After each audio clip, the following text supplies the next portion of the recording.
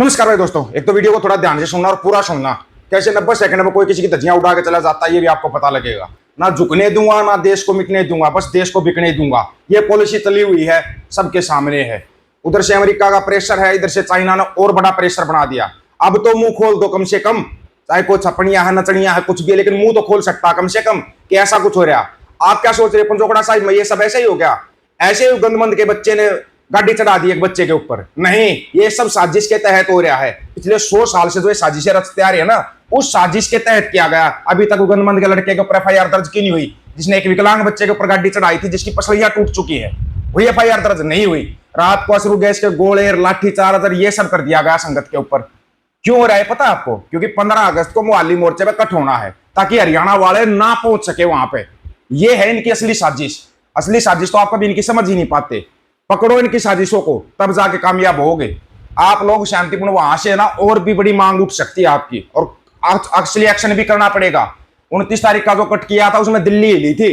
अब की बार दिल्ली नहीं, पूरा इंडिया हिलना चाहिए। इतना बड़ा कट करके दिखा दो 15 अगस्त को मोहाली मोर्चे के ऊपर। आपको पता होना चाहिए इस चीज का, क्योंकि 15 अगस्त की शाम को फिर मैच है, 16 अगस्त को फिर वोटिंग है। ये भी आपको पता होना चाहिए। लेकिन 15 अगस्त को जो वहां पे फैसला होगा, कल ये 15 अगस्त है, उसके लिए ज्यादा से ज्यादा मोहाली मोर्चे पर पहुंचना है। जितनी ज्यादा से ज्यादा संगत पहुंच सकती है, खास करके हरियाणा के ज्यादा से ज्यादा पहुंचो, ताकि आप अपनी आवाज उठवा सको वहां से। और एक बार वहां से ऐलान हो गया ना, फिर ये भी नहीं जा पाएगा पगड़ी पहन कर जो जाता है ना वोट मांगने के लिए, नहीं जा पाएगा। लेकिन बड़े कमाल की बात है कि लोगों को समझ में नहीं आ रही। उधर से चाइना बिल्कुल कब्जा करके बैठ गया, ये किसी की समझ में नहीं आ रहा। 90 सेकंड में धज्जियां उड़ा के रख दी। 20-22 दिन तक संसद चली, एक भी दिन नहीं आया, ना कोई छपनिया आया, ना कोई चाणक्य आया, कोई आया ही नहीं संसद के अंदर, क्योंकि सवालों से भागते हैं ये। इसका कारण क्या है? ये लोग सवालों से क्यों भागते? प्रेस कॉन्फ्रेंस क्यों नहीं करते? इस चीज का जवाब तो वही नेता बता सकता है जो इनके साथ बैठेगा। इनके साथ बैठने वाला नेता ही बता सकता है, उसका भी आपको जवाब सुनवा देंगे। लेकिन सबसे जरूरी बात, चीन की पीपल्स लिबरेशन आर्मी PLA के सैनिकों ने अपर सुबर्णशिरी जिले के टक्सिंग इलाके में भारतीय सेना को पेट्रोलिंग के अहम पॉइंट तक जाने से रोक दिया है। सेना को ही रोक दिया है। साथ ही ये line of actual control LAC के पास पारंपरिक भारतीय चारागाह और शिकार के इलाकों पर धीरे धीरे अपना कब्जा बढ़ा रहे हैं। बोल दो, मुंह खोल दो। People's party of Arunachal PPA की एक फैक्ट फाइंडिंग कमेटी FFC ने यह रिपोर्ट दी है। पूर्व मंत्री और PPA के मुख्य सलाहकार काफा बेंगिया की अगुवाई वाली 4 सदस्यों की इस कमेटी ने टक्सिंग का दौरा किया था। कमेटी के अन्य सदस्यों में कार्लिंग जेरांग, सोरंग, क्योकांग और नरा जिमी शामिल थे। टीम ने टक्सिंग, माजा और गेलमो के स्थानीय नेताओं, बुजुर्गों और बुद्धिजीवियों के साथ इलाके में तैनात वरिष्ठ रक्षा अधिकारियों और जवानों से विस्तार में बातचीत की। सबसे गंभीर जानकारी में से एक शेरा 5 पॉइंट के बारे में। 5 फिंगर भी आपने सुना होगा या नहीं सुना? 5 फिंगर के बारे में वो डिटेल में बता देंगे। शेरा 5 पॉइंट के बारे में है, जो भारत का एक तय पेट्रोलिंग पॉइंट है। कमेटी को स्थानीय लोगों से मिली जानकारी के मुताबिक 2023 में इस जगह पर भारतीय और चीनी सैनिकों के बीच आमना सामना हुआ था। इसके बाद भारतीय सेना वहां से हट गई और वापिस नहीं लौटी। बाद में PLA के सैनिकों ने वहां बचे भारतीय निशानों को हटा दिया और तब से भारतीय पेट्रोलिंग को वहां पर बैन ही कर दिया। वाह रे वाह, उस पॉइंट से तक जाने से रोक दिया। FFC ने इसे इस बात का साफ उदाहरण बताया कि कैसे चीन धीरे धीरे घुसपैठ करके जमीन पर अपनी पकड़ मजबूत कर रहा है। PPA टीम ने यह भी बताया कि नागा पहाड़, जिसका इस्तेमाल पारंपरिक रूप से नाहा और मारा समुदाय शिकार और याक पालने के लिए करते थे, वो अब स्थानीय लोगों के लिए पूरी तरह प्रतिबंधित इलाका घोषित कर दिया गया है। एक बच्चे ने एक वीडियो बनाया था, वहां के एक बच्चे ने, स्थानीय बच्चे ने वीडियो बनाया था कि बाय बाय इंडिया, मिलते हैं चाइना में। आप उसका मतलब नहीं समझे, शायद आपकी समझ में नहीं आया। शायद 90 सेकंड का वीडियो आपको कुछ समझा दे, हो सकता कुछ समझा दे। ये राहुल गांधी का वीडियो पहले बता देते हैं।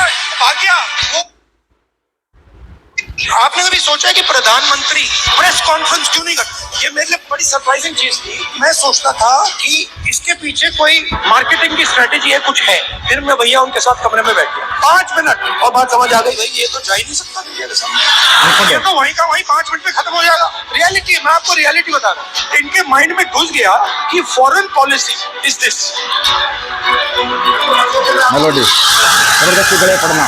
ये फॉरेन पॉलिसी। पॉलिसी का मतलब नेताओं से गले लगना। आजकल भैया मोदी जी के ऑफिस के अंदर से मुझे इन्फॉर्मेशन मिलती है, पूरा रिवोल्ट चल रहा है अंदर। नरेंद्र मोदी रात को नहीं सोता है, उसके अलग अलग कारण है, उसका एक ऑब्वियस कारण है और उसके बहुत सारे हिडन कारण भी हैं।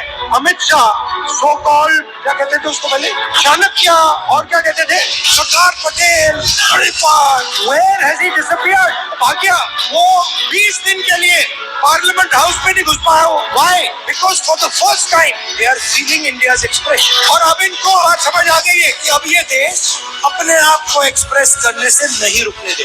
ये चल रहा है भैया, और आपको अपना छोटा सा मतलब आरएसएस का ऑर्डर क्रिएट करना है, क्रिएट कर दो, उठा के तोड़ के फेंक दे।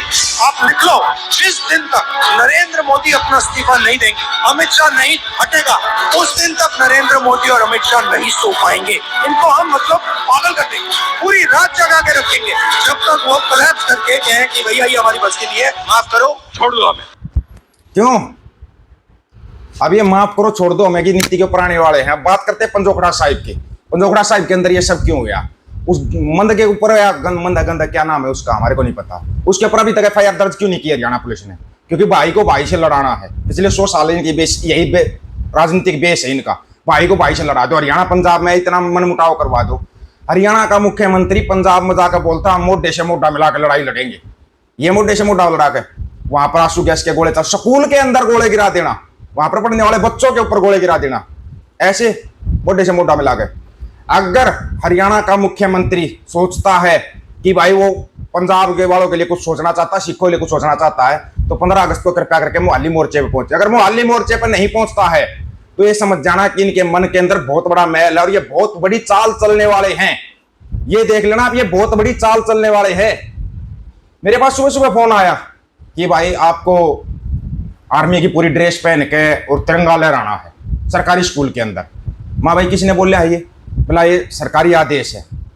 माँ इसके लिए धन्यवाद, मैं अवेलेबल नहीं हूँ। मतलब कि ये लोग रोकने के कितने हथकंडे अपना सकते हैं आप सोच भी नहीं सकते। आप जहाँ जितनी आगे सोचते हो डबल आगे की सोचते हैं ये। मैं उसके लिए धन्यवाद, इन्विटेशन दिया उसके लिए धन्यवाद, लेकिन हम अवेलेबल है ही नहीं भाई। ड्रेस पहन के रिटायरमेंट होने के बाद ड्रेस पहन कर आप इनके लिए तिरंगा लहरा सकते हो, लेकिन ड्रेस पहन कर अगर सवाल पूछ लिया ना फिर देशद्रोही की श्रेणी में आ जाओगे आप। ये है इनकी सोच। कावड़ लेने जाओ आप, पुलिस वालों को पीट दो, किसी को पीट दो, मारो कूटो, आपको खुली छूट है। 9 दिन तक स्कूल कॉलेज सब कुछ बंद रहेंगे, लेकिन अगर 9 मिनट के लिए नमाज के दिन सड़क जाम होगी ना तो वो देशद्रोह के उसमें आ जाता है। ये इनकी अंधविश्वास और पाखंड की दुकान है। 43,000 करोड़ का फायदा हुआ हरिद्वार को, तुम्हारे को क्या मिला? 100 से ज्यादा गए ऊपर, 6,000 से ज्यादा घायल, ये लेके आए हो तुम। ये तुम्हारी आस्था और अंधविश्वास में बहुत बड़ा फर्क होता है, जो कि तुम्हारी समझ में कभी जिंदगी में नहीं आएगा। तुम बस इनके झंडे उठाते रहो, नारे लगाते रहो। एक लड़की बोले मैं कावड़ लेने इसलिए जा रही थी क्योंकि मेरा पुलिस में सिलेक्शन नहीं हुआ, यूपी पुलिस में सिलेक्शन नहीं हुआ। उसके बाद उसकी डिग्रियां चेक की, 10वीं फेल, तेरे को कौन यूपी पुलिस में लेगा? 10वीं फेल, और नौटंकी करने पहुंच गया हरिद्वार। कमाल, और उसकी नौटंकी को दुनिया दिखा रही है। कभी आपने सोचा है नौटंकियां क्यों आगे आती है? कभी इस पर अकल पर हाथ मारोगे ना तब समझ में आएगा आपको नौटंकियां क्यों करते हैं। और वैसे मोटा मोटा तो ना तुम्हारा बोरिया बिस्तरा क्लोज हो चुका है, दिन रात सो नहीं पा रहे बड़े बड़े धरना सेठ, तो समझ जाओ यहीं पे। इसके बारे में आप लोगों की क्या राय है? आप अपनी राय इंतजार रहेगा। सभी साथियों को राम राम, नमस्कार, आदाब, सत श्री अकाल। वीडियो को ज्यादा से ज्यादा शेयर, चैनल को सब्सक्राइब और बेल आइकन को जरूर दबाना दोस्तों। हक और सच की बात हम करेंगे, वीडियो को शेयर करने की जिम्मेदारी आप लोगों की है। गज के आखो, वाहिगुरु जी का खालसा, वाहिगुरु जी की फतेह।